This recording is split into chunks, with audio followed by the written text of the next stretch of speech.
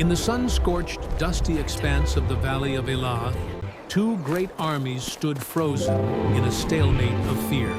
It was more than a valley. It was a chasm of indecision. It was a deep scar in the earth that had become a stage for a battle of wills, a test of nations, and a crucible for faith itself. The silence between the taunts was as heavy as the oppressive summer heat. On one hill, under the banner of the Lion of Judah, were the armies of Israel, the chosen people of God, led by their towering and troubled King Saul. Their spears and shields glinted under the relentless sun, but their hearts were dull with a creeping, corrosive dread. It was a dread that had stolen the songs from their campfires and the conviction from their prayers. On the opposite hill, a menacing sea of bronze and iron, were the legions of the Philistines, a nation of fierce and ruthless warriors who worshipped gods of stone and shadow. Their chariots and iron weapons were the stuff of nightmares for the surrounding kingdoms, and their military might, forged in conquest, was the terror of the known world. For 40 agonizing, sun-bleached days, the valley that separated them had become a theater of shame for the nation of Israel. It was a place where their courage came to die, a stage for a single, monstrous voice that echoed from the rising of the sun, through the oppressive, shimmering heat of midday, and into the long, cold shadows of the evening. From the Philistine ranks, a champion emerged each day, a living embodiment of their pagan power and their utter contempt for Israel's God. He was not merely a man, he was a monument of war, a moving mountain of bronze and muscle. He was a living embodiment of every soldier's deepest fear. His name was Goliath of Gath. He stood over 9 feet tall, a terrifying block against the sky, his very presence an act of profound intimidation. His body was encased in a coat of mail, thousands of overlapping bronze scales that weighed more than an average man. A heavy bronze helmet shielded his head, its dark plume casting a menacing shadow. Bronze greaves, polished to a mirror shine, protected his powerful legs. In his hand, he held a spear with a shaft like a weaver's beam and an iron point that gleamed with malice in the harsh sunlight. A shield-bearer walked before him, a normal man made to look like a child in the giant's oppressive shadow, carrying a shield so large it could hide a lesser warrior completely. Every morning and every evening, he would stride into the valley, the grinding of his armor and the thunderous thud of his footsteps shaking the very ground. His daily ritual had become a form of psychological warfare, expertly designed to dismantle their morale. And his voice, a river of blasphemy and mockery, would wash over the terrified Israelites, eroding their spirit, one soul-crushing, faith-mocking word at a time. After he spoke, a wave of despair would visibly wash over the Israelite lines. "Why do you come out and line up for battle?" He would roar, his voice a physical force that boomed across the valley, a sound that seemed to make the rocks themselves tremble. "I am a Philistine, a servant of the mighty Dagon, and you are the servants of Saul. Your king is tall, but where is his courage? You claim to serve a mighty God, a God who parted the sea, a God who brought down the walls of Jericho. Where is he now? Is he sleeping? Is he hiding? Has he forgotten you? Choose a man, if you can find one with a flicker of a soul left, and have him come down to me. If he is able to fight and kill me, we will become your subjects. But if I overcome him and kill him, you will become our subjects and serve us. This day I defy the armies of Israel. I curse you and your silent God. Give me a man and let us fight." His words were a poison that seeped into the heart of the Israelite camp. They paralyzed the spirit of every soldier, from the youngest recruit to the most seasoned veteran. They looked at their swords, their spears, and then at the giant. And their weapons felt like toys, like children's playthings. Give me a man! Even King Saul, the tallest man in the kingdom, a king once chosen by God for his impressive stature and strength, felt his own courage wither and die in the shadow of this giant.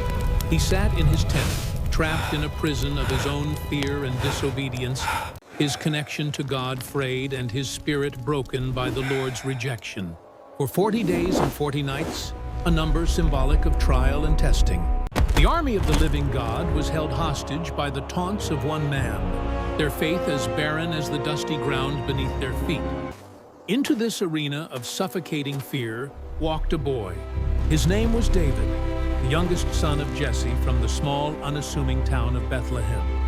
He was not a soldier, he was a shepherd, and his world was one of green pastures, quiet streams, and the patient, watchful tending of the flock. His was a world defined not by the clash of steel, but by the quiet rhythm of the seasons.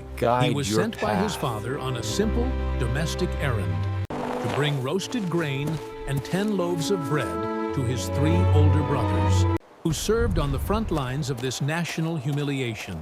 He was a boy with a shepherd's heart and a lion's faith, whose hands were more familiar with the smooth wood of a harp and the worn leather of a sling than with the cold, unforgiving steel of a sword and shield. David's training ground had not been a military barracks, but the rugged, lonely wilderness of Judea. There, in the solitude, with only his flock and his God for company, he had learned the true nature of strength and courage. His solitude was not empty. It was filled with the presence of the God of creation. He had learned patience while waiting for a lost lamb in the driving rain. He had learned precision with his sling, turning a simple tool into a deadly weapon through thousands of hours of dedicated practice. Most importantly, he had learned absolute dependence on a God who was very real and very present in the silence of the hills. When a lion, its muscles rippling, its roar a terrifying explosion of sound, had snatched a lamb from the flock, David had not run. He had pursued it, struck it, and rescued the lamb from its very jaws. When a bear had lumbered out of the rocks to attack his flock, he had faced it down and killed it with his bare hands. He had learned a profound truth in the crucible of the wild, that the size and ferocity of the enemy was irrelevant when the Lord was on his side. He arrived at the Israelite camp just as the armies were taking up their positions, shouting the war cry. But the cry was hollow, a performance of courage they no longer possessed. As he found his brothers and gave them the provisions from home, the giant Goliath began his daily ritual of defiance. David heard the blasphemous challenge, the arrogant words that mocked his people, and, far worse, his God. He is too strong. And then he saw the reaction of Israel's mighty men. He saw them shrink back. He saw the shame on their faces. He saw them run in utter, undisguised fear. But in David's heart, something different ignited. Not fear, but a holy, righteous anger. A fire was lit in his soul. It was the anger of a son, defending the honor of his father's name. This was not just an enemy of Israel. This was an enemy of God Almighty. The shame he felt was not for Israel's cowardice, but for the profound dishonor being heaped upon the name of his Lord. While the soldiers saw an unbeatable giant, David saw a blasphemous mortal standing in defiance of the eternal king. Who is this uncircumcised Philistine? David asked the soldiers around him, his voice clear and ringing with a conviction they hadn't heard in over a month. That he should defy the armies of the living God? The word uncircumcised was a theological dagger. It meant this man was outside the covenant, a blasphemer with no claim to God's protection, an outsider to the promises of Israel, a walking dead man who did not even know it. His words, spoken with such youthful fire and unwavering faith, were an immediate and shocking disruption to the camp's atmosphere of dread. Why did you come down here? Eliab, and with whom did you leave those few sheep in the wilderness? Who had once been considered by the prophet Samuel for the kingship, burned with anger and a deep-seated jealousy. Why have you come down here? He sneered, his voice sharp with contempt. And with whom did you leave those few sheep in the wilderness? I know how conceited you are, and how wicked your heart is. You came down only to watch the battle, to see us brought to shame. But David's question was more than youthful arrogance. It was a question of divine identity. He was reminding them not of who Goliath was, but of who they were, the chosen armies of the living God. Why do you His tremble before persistent this and Philistine? fearless I will questioning, go and a fight spark him. of light in the My oppressive lord, darkness, there is a eventually shepherd boy reached the who says ears he of will King fight the Saul, giant. who, out of sheer Not be desperation, afraid, my lord. or perhaps a The flicker Lord of who delivered me long-lost from the hope, lion and the bear summoned will the protect boy. Israel from this Philistine. Before the king, in the royal tent, heavy with the scent of fear and failure, David stood. He was small, a youth, but his posture was resolute, his eyes clear and unafraid. Saul saw before him only a boy, a stark reminder of his own failure Let no to one act lose as heart king. on account of this Let Philistine. no one lose heart on account of this Philistine. David The declared, Lord who rescued his me voice from the steady paw and of the respectful, lion yet will rescue filled me with an from the hand of this undeniable authority. Your servant, Your will go and servant fight will him. go and fight him. Saul looked at the young shepherd, a mix of pity, admiration, and utter disbelief in his weary eyes. You are not, You are not able to go out against this Philistine and fight him. And you are only a young man. And he has been a warrior from his youth. He has lived a life of bloodshed and battle, while you have lived a life tending sheep. His muscles are forged in war. Your You hands are are just a soft boy from the in a harp. shepherd's He has tunic. killed How hundreds can of you men. face this You have killed giant? lions and bears. come in the name of the two are not Lord. the same. But David knew they were exactly the same. They were both enemies of God's flock, and he was the shepherd. The Your Lord who servant has been rescued me keeping from the his paw father's of the sheep, lion David and the paw of explained, the bear his voice will gaining rescue me strength from the as he hand of recounted this his credentials Philistine. of faith. I A grabbed it resume by of its fur, divine King Saul, and deliverance. struck it down, both When the a lion lion or and a the bear bear. came and I carried swear off a I will sheep from protect the Israel. flock, I went after it, struck it, and rescued the sheep from its mouth. When it turned on me, I seized it by its hair, struck it, and killed it. Your The Lord servant who has rescued killed me both from the the paw of the lion lion and the bear. and the paw of the bear This will rescue me uncircumcised from the hand Philistine of will this be like Philistine. one of them, because he Because has defied the armies of the living God. God. He was presenting a history of victories won not by might, but by The faith. Lord who a language rescued the me king from had the long paw forgotten. of the lion The Lord who and rescued the me from paw the of paw of the bear lion and the will paw of the rescue me bear from the will rescue hand of me from this the hand of this Philistine. Philistine. The same God who delivered the sheep from the lion will deliver Israel from this Philistine. Israel Saul, moved by this unshakable, almost unbelievable faith, saw a glimmer of hope in the boy Go, that he could not find and in the his own heart Lord or in be any of his with soldiers. you. He finally agreed. Go, and the Lord be with you.